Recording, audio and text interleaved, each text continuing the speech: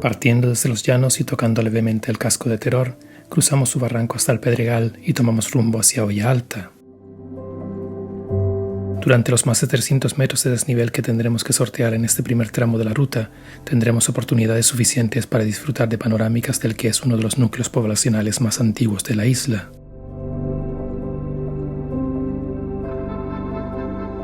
Dejamos las últimas casas atrás y nos encaramamos al Lomo Verdugo en una subida que hay que tomársela al golpito.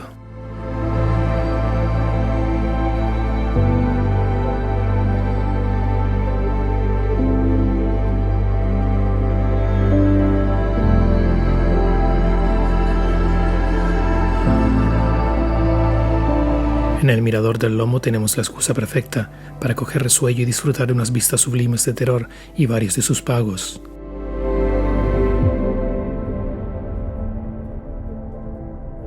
Ahí tenemos el Pico de Rayo, Pico de Osorio y el propio Osorio. Y ahí arriba vemos la cruz, o las cruces.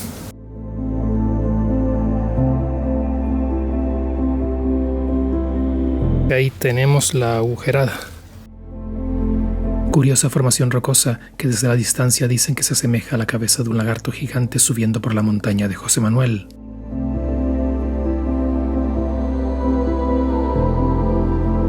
Y aquí tenemos otro de los 2-3 miradores que existen en el camino de subida desde la carretera. Curioso que la AEMET predecía para esta hora que iba a estar cubierto.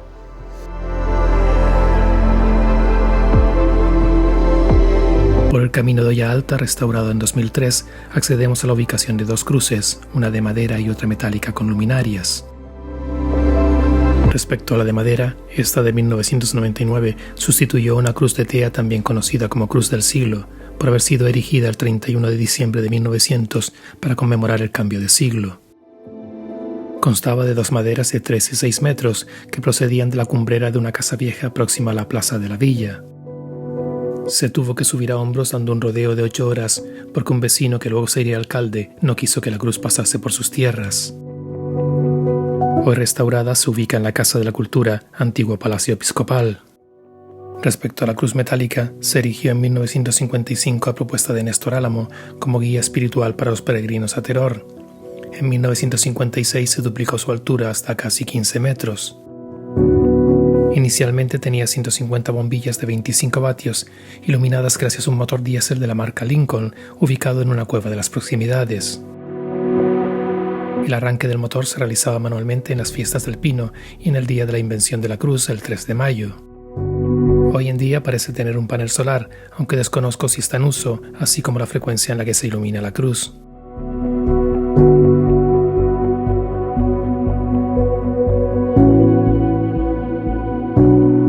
La cota de la loma donde están las cruces no es ni mucho menos la más alta de la ruta. Todavía nos queda por superar unos 200 metros de desnivel hasta alcanzar los Picachos en la falda sur de la montaña de José Manuel.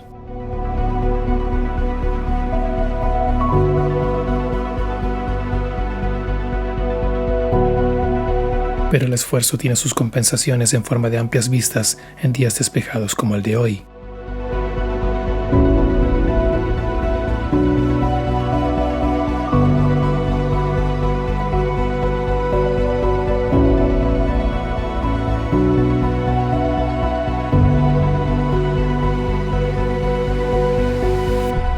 Hemos cambiado brevemente de cuenca para descubrir desde las alturas unos cuantos pagos más de Teror: el convento, Ojero, Llano Roque, Sagrado Corazón. Llegamos a los Picachos y la ruta cambia de rumbo y de cuenca.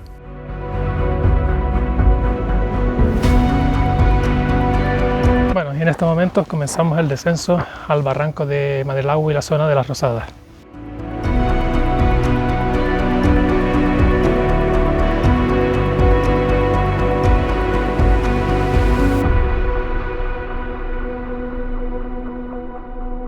Ni las guías ni yo hemos encontrado información online del tal José Manuel que da nombre a esta montaña, ni tampoco del tal Moreno que da nombre a esta otra. Lo que sí tenemos claro es que estamos entrando en el pago de la culata de Teror.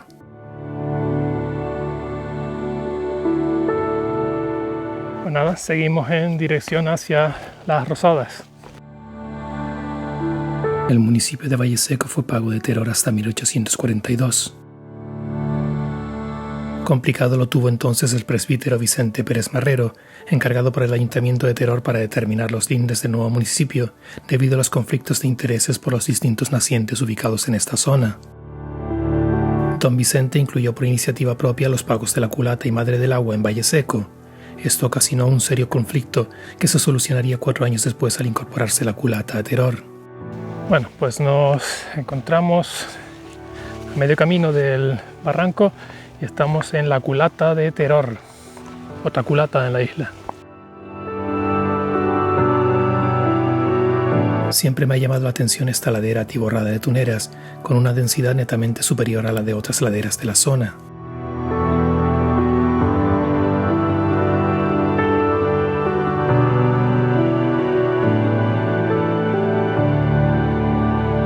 En las cuevas encontramos el enésimo caso de un vecino celoso de su intimidad, que obligó al cabildo a hacer este desvío para que los senderistas no usasen 60 metros de su pista hormigonada, que ni siquiera pasa cerca de vivienda o terreno alguno.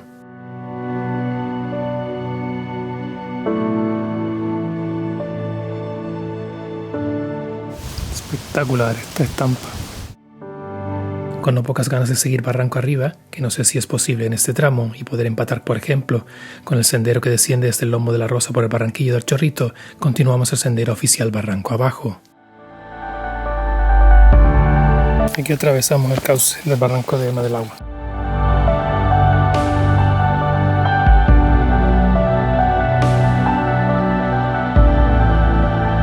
Y barranco abajo también vamos bien despachados de frondosidad y belleza.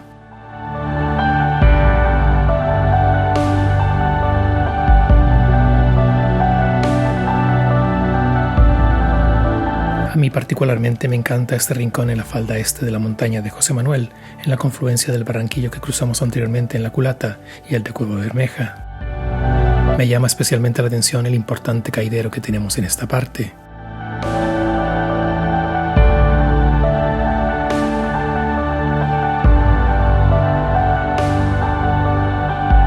Así, con todo, la sequía que asola el archipiélago estos últimos años es notoriamente visible incluso en este barranco Madre del Agua.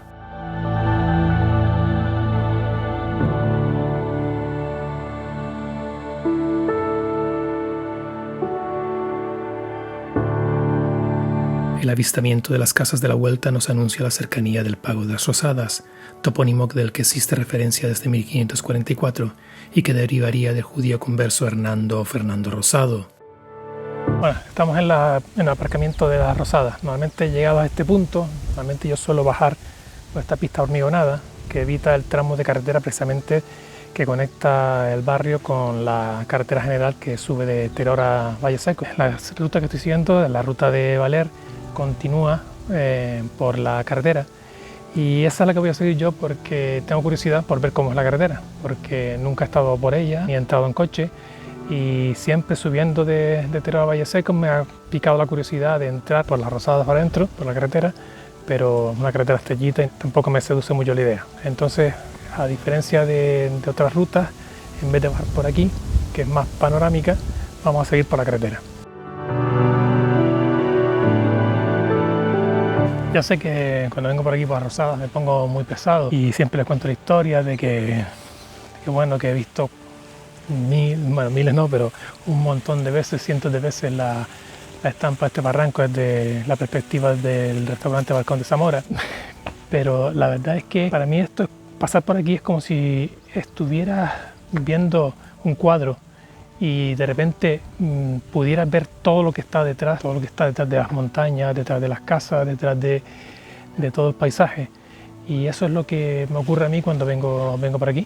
Que bueno, aparte de que pasa es muy bonito porque bueno, tenemos lo que es el barranco de Madre del Agua, tiene además un significado especial por eso que les digo, es un descubrimiento, es ver detrás del cuadro. Siempre me ha hipnotizado esta zona de la Carabela y los Guasapos. La verdad es que una de las ventajas de caminar por la carretera es que tienes una mejor visión de la parte de enfrente del barranco.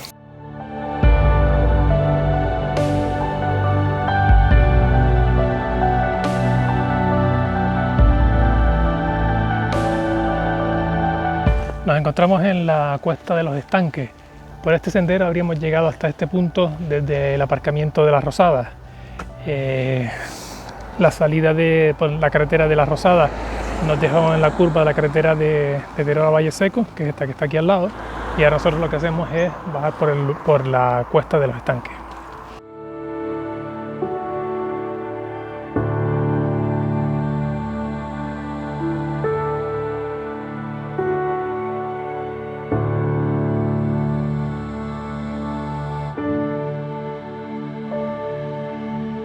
La pista de la Cuesta de los Estanques nos devuelve a nuestro punto de partida en los llanos, completando una gratificante panorámica y, aunque con cierto desnivel, sencilla ruta.